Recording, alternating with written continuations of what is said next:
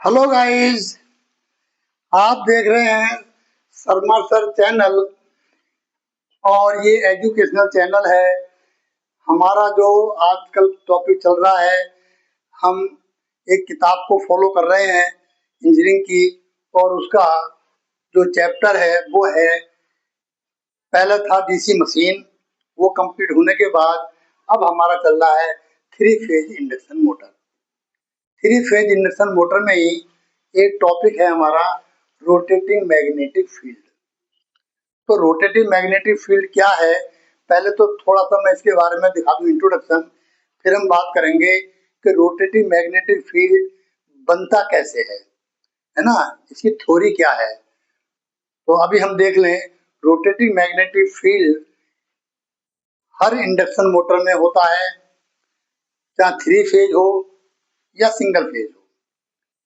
Three phase में हमें किसी बाहरी साधन की जरूरत नहीं पड़ती, थ्री फेज से डायरेक्ट उसमें रोटेटिंग मैग्नेटिक फील्ड बन जाता है।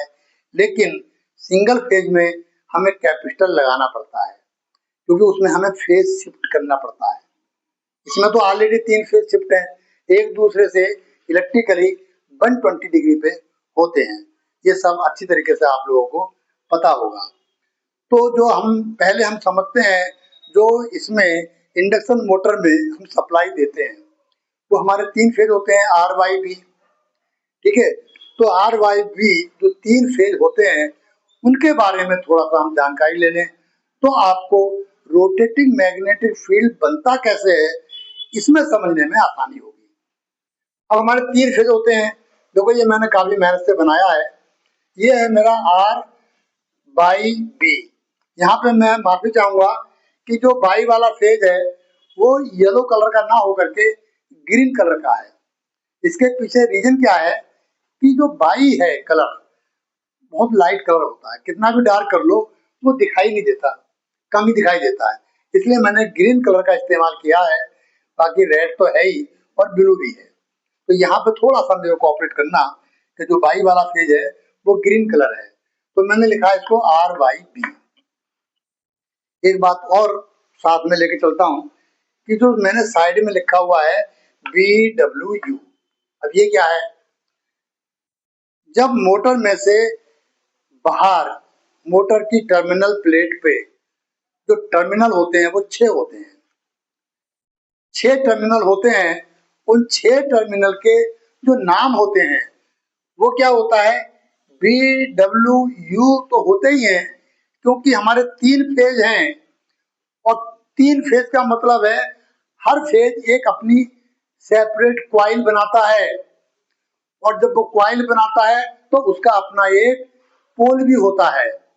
नॉर्थ साउथ दो पोल बनते हैं ना, तो जब क्वाइल है तो क्वाइल का एक सिरा नॉर्थ तो दूसरा साउथ कहलाता है। तो उसको अब मान लो आर फेज को बी से दिखाते हैं, जो चलन है आजकल मार्केट का, तो इसको दिखाते हैं हम B1 B2। अरे भाई आप R1 R2 भी कर सकते हैं, कोई ऐसी बात नहीं है। ठीक है, ऐसे ही वाई वाई वाले फेज को W1 W2 है ना, और ब्लू वाले फेज को U1 U2। ठीक है, आप U1 U2 कह सकते हैं, वे B1 B2 Y1 Y2 R1 R2 ऐसे आप बोल सकते हैं, कोई इसमें बंदिश नहीं है। ठीक है, अब हमारा आर फेज देखो। अब आपको तो पता है कि जो इसमें करंट फ्लो होती है, जो हमारे स्टेटर के अंदर बाइंडिंग हो रखी है मोटर की थ्री फेज की, तो जो उसमें करंट फ्लो होती है, तो कंडक्टर जो वायर से हम बाइंडिंग करते हैं वही कंडक्टर होता है। हम समझाने के लिए हम एक कंडक्टर लेते हैं, लेकिन बेसिकली वो एक नहीं होता, बहुत सारे, क्योंकि नंबर ऑफ टर्न्स पे डिपेंड करता है मैग्नेटिक फ्लक्स। जितने ज्यादा नंबर ऑफ टर्न्स होंगे किसी कॉइल के, मैग्नेटिक फ्लक्स उतना ही ज्यादा बनेगा। तो इसलिए सिंगल मैग्नेटिक वायर कंडक्टर पर तो कोई फ्लक्स बनेगा नहीं। ठीक है, तो ये हमारा, अब इसमें जो करंट फ्लो हो रही है वो हो रही है साइन वेव से। साइन वेव आपको पता है कैसे बनती है, ठीक है, नहीं है पता तो हम नेक्स्ट टाइम में बताएंगे आपको। साइन वेव ये इस फॉर्म में कोई भी करंट या वोल्टेज क्यों फ्लो करती है। ठीक है, तो अब यहाँ पे आर फेज है। अब इस पे हम स्टडी अगर हमारी होगी कंप्लीट तो रोटेटिंग फ्लक्स बनना कोई बड़ी बात नहीं है। अब इसमें देखते हैं क्या क्या छिपा हुआ है। देखो, ये 3 फेज है, कलर दिखाई दे रहे हैं। और जो साइन वेव में चलती है उसका एक साइकिल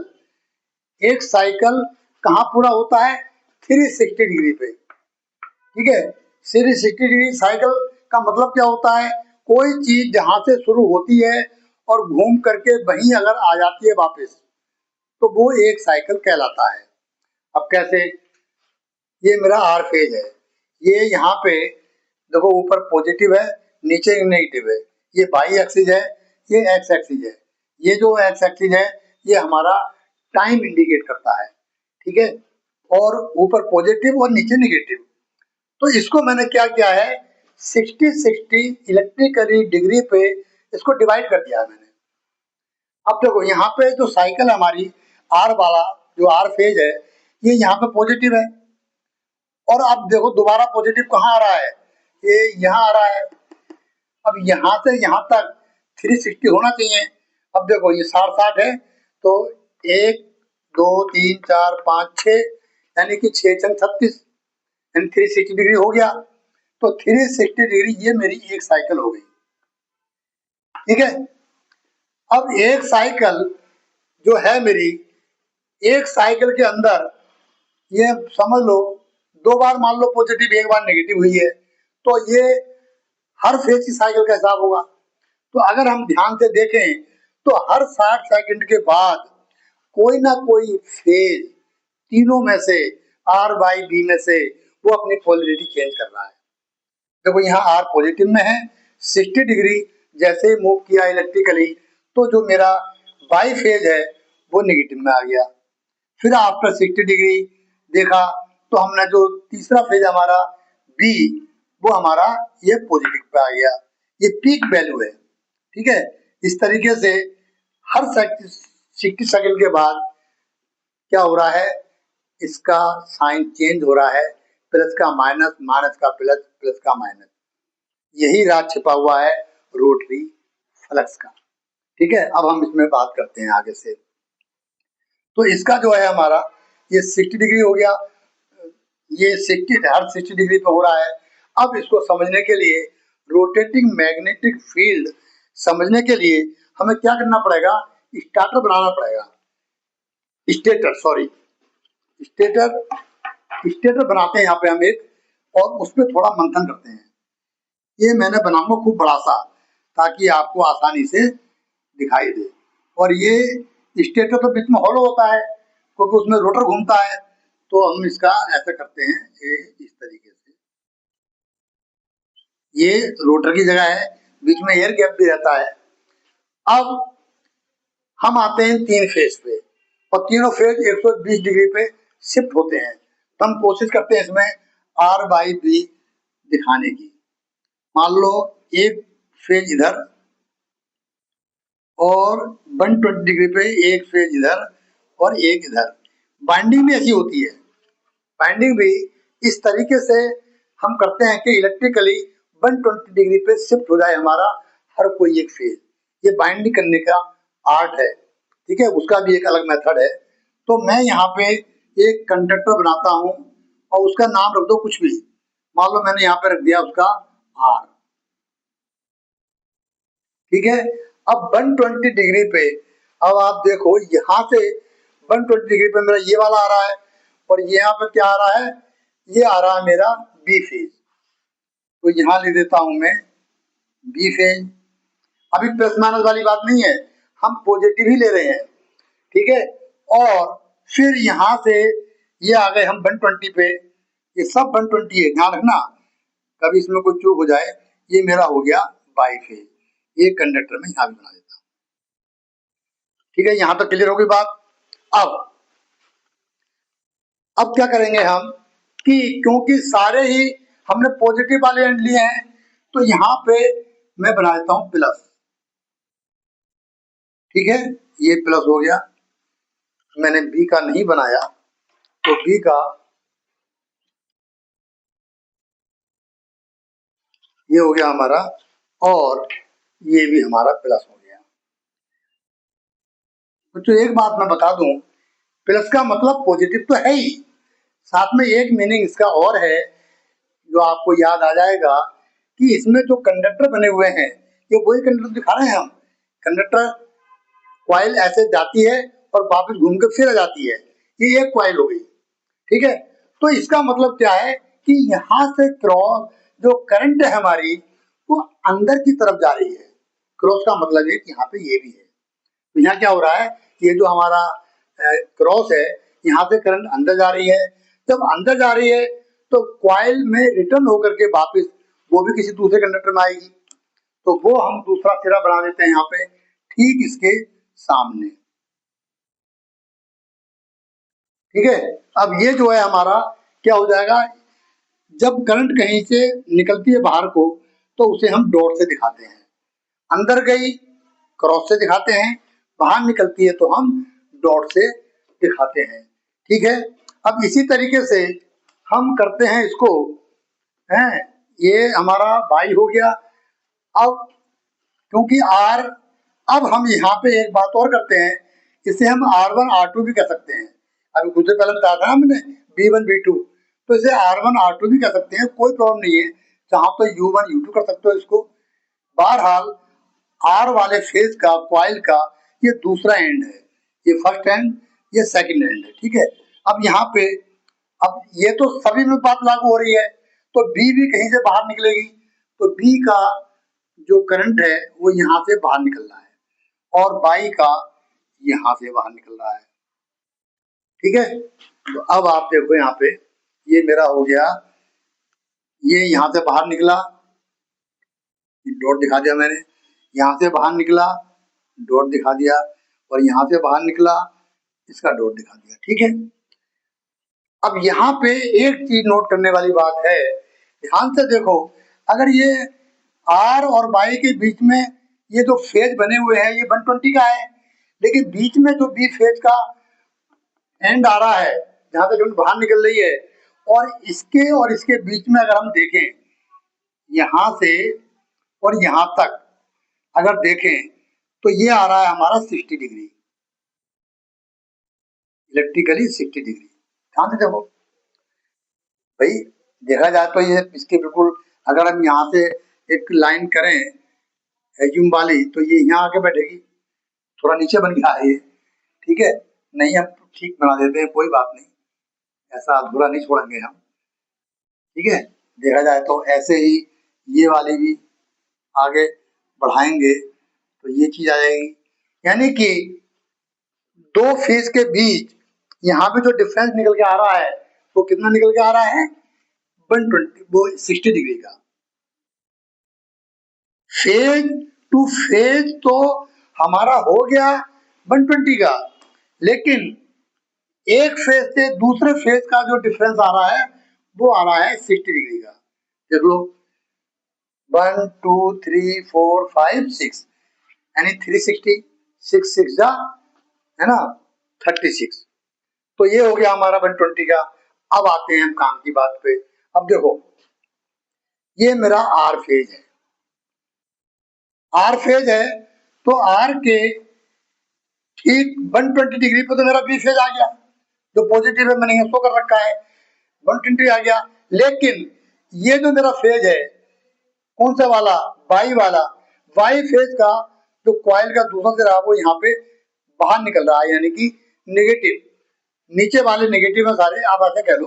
तो ये जो देखो यहाँ पे बाई फेज है, बाई फेज आर फेज से, बाई फेज आर फेज से, बाई कहा मेरा ये वाला देखो, बाई फेज आर फेज से ठीक 60 डिग्री पे क्या हो रहा है, निगेटिव हो रहा है, समझ आई बात। अब इस निगेटिव पॉइंट बाई फेज से जो पीक पे है, जो बी फेज है वो पॉजिटिव हो रहा है, बाई फेज का नेगेटिव पीक पॉइंट, और जो दूसरा है ये फेज, इसका देखो बी वाला फेज आ गया मेरा, ये यहाँ पे क्या है, पॉजिटिव है। इस तरीके से अगर हम देखें तो हर 60 इलेक्ट्रिकली डिग्री के बाद क्या हो रहा है कि हमारा जो फेज की पोलरिटी है, प्लस का माइनस हो रहा है और माइनस का प्लस हो रहा है। ये अभी हमने एक ही दिखा रहा है, अभी एक साइकिल की बात हो रही है ये, ठीक है। तो अगर फिर मैं आपको ये बता दूं कि ये जो आर बाई बी ये बार बार जो चेंज हो रहे हैं, ये जो मैंने बनाया है डायग्राम सिर्फ एक साइकिल का है। अब एक साइकिल देखें तो कितनी बार हमारे फेज प्लस माइनस हो रहे हैं। तो वो यहाँ से शुरू हुआ और कहाँ गया हमारा, ये खत्म हो गया। बताइए आपको साइकिल क्या होती है? यहाँ से शुरू होती है, अगर वहीं खत्म हो रही है तो वो एक साइकिल, ठीक है। ये देखो यहाँ से आया, माइनस गया, यहाँ साइकिल। तो यहाँ देखो 1 2 3 4 5 6, 6 बार हमारा इस स्टेटर के अंदर जो पोल हैं वो चेंज हुए हैं 6 बार एक साइकिल में। ध्यान देना मेरी बात को, एक साइकिल में। और ऐसी ऐसी 50 साइकिल होती हैं एक सेकंड के अंदर इलेक्ट्रिकली। तो लगा लो आप कि जब 6 बार हो रहे हैं तो 6 पंजे 30, यानी कि 300 बार ये north south north south north south होते हैं। आप सुना रहे हैं? इस तरीके से ये जो मैग्नेटिक फील्ड है वो हमें आभास होता है कि ये घूम रहा है। अगर भाई ठीक है तो वो घूमता हुआ प्रतीत होता है हमें, ठीक है। तो इस तरीके से भी हम कह सकते हैं। अब मैं पॉजिटिव वाले को मान लो मैं नॉर्थ या साउथ कुछ भी मान लो मैं साउथ मानता हूँ, पॉजिटिव वैसे साउथ ही मानते हैं, मैं बताऊंगा वो क्यों। तो ये नेगेटिव हो गया तो ये नॉर्थ हो गया। समझना है, पॉजिटिव को साउथ मान लो और नेगेटिव को नॉर्थ मान लो। तो ये हमारा साउथ हो गया, ये हमारा नॉर्थ हो गया, ये साउथ और ये हमारा नॉर्थ हो गया। अच्छा, अब ये क्यों हुआ इसके बारे में अभी आपको बात बताता हूँ कि सपोज एक कॉइल है मेरे पास, कहाँ बनाऊंगा, यही बना लेता हूँ मैं। ये मेरी एक कॉइल है, करंट मेरी इधर से इधर जा रही है और यहाँ से हमारी बाहर निकल रही है। ये मैंने इंडिकेट कर दिया है। अब जो जानकार हैं बच्चे वो तो बता देंगे साउथ किधर नॉर्थ किधर है, क्योंकि मैंने करंट की डायरेक्शन बता रखी है। बस करंट की डायरेक्शन पे ही डिपेंड करता है, किधर साउथ होगा किधर नॉर्थ होगा। अब आते हैं, देखो अब मैं ऐसे खड़ा हूं और करंट की डायरेक्शन इधर है, तो क्या होगा, अंगूठा जो है ये करंट की डायरेक्शन है और ये जो मैं फिंगर को यूं करके मुट्ठी बांध रहा हूं, तो ये जो डायरेक्शन है ये फ्लक्स की डायरेक्शन है, ठीक है। तो इधर हम गए तो इसमें क्या होगा कि ये जो डायरेक्शन दिखाएगा ये दिखाएगा हमारा क्लॉकवाइज, राइट। अब इसको याद करने के लिए 100% साउथ मेरा यही बनेगा। अब वो कैसे करें याद हम, ये अंगूठे वाली बात तो भूल भी सकते हैं। इसको समझने के लिए क्या होगा कि आप एस बनाओ और इसके जो एंड हैं इनको लगा दो एरो, देख रहे हैं आप। यानी कि जो एरो है ये क्लॉकवाइज डायरेक्शन में घूमने की कोशिश कर रहा है, बताने की कोशिश, यानी कि इधर हो गया मेरा साउथ। दूसरा एंड नॉर्थ होगा, इस पे बात करने की जरूरत ही नहीं है, लेकिन इसमें भी आप एरो लगा सकते हो। ये देखो ये क्या दिखा रहा है, एंटी क्लॉकवाइज, इधर हो रही है बात कुछ। तो अब आप यहाँ आ जाओ तो ये मेरा साउथ बन गया, अभी जो मैंने क्वाइल वाला बताया समझाने के, और ये मेरा नॉर्थ बन गया। अब जो इसमें मेरा फ्लक्स बनेगा, थोड़ा फ्लक्स की डायरेक्शन बता दूं, तो फ्लक्स की डायरेक्शन कैसी होगी, देखो इसमें तो होगी हमारी क्लॉकवाइज और इसमें क्या बनेगी, एंटी क्लॉकवाइज। ये तो कोई तो करंट यहाँ से जा रही है और यहाँ से बाहर निकल रही है, इसी तरीके से सब में यही पोजीशन हो जाएगी, ठीक है। अब यहाँ पे बनेगी एंटी क्लॉकवाइज और ऐसे करके फ्लक्स मेरा यहाँ आ जाएगा। तो ये क्या बन जाएगा मेरा, ये बनेगा इधर साउथ, है ना, और इधर बन जाएगा मेरा नॉर्थ। हर टर्मिनल के सामने ये जो पोल है मेरा नॉर्थ पोल कहलाएगा और दूसरा वाला साउथ। और ये जो चेंज हो रहे हैं, मैंने बताया था अभी, हर 60 डिग्री मूव करने के बाद, यानी कि एक साइकिल में कितनी बार चेंज हो रहे हैं? 6 बार। 1 2 3 4 5 6 बार। 6 बार ये नॉर्थ साउथ कर रहा है एक साइकिल में। और क्योंकि 50 साइकिल होती है हमारी, तो एक सेकंड में कितनी बार करेगा? 6 पंजे 300 बार, राइट। तो यानी कि जो हमारा rotating magnetic flux, rotating magnetic field develop हो रहा है, उसकी डायरेक्शन क्या होगी? वो गाइस ये कहलाएगी एंटी क्लॉकवाइज। यहाँ पे तो ये तो हमारी बात प्रूव हो गई कि भाई रोटेटिंग मैग्नेटिक फील्ड नाम की कोई चीज है और वो रोटेट कैसे करता है? 3 फेज सप्लाई देने पर। ठीक है, अब आप अपने दिमाग में सवाल करते रहना, पर सिंगल फेज में क्या होता है वो भी हम बाद में बताएंगे, लेकिन स्टेप बाय स्टेप जैसे हमारी किताब कह रही है उस हिसाब से चल रहे हैं। तो अभी 3 फेज इंडक्शन मोटर की हम बात कर रहे हैं। तो रोटेटिंग मैग्नेटिक फील्ड, एक तरीका मैं और बता दूं आपको, वो भी आपको अच्छा लगेगा।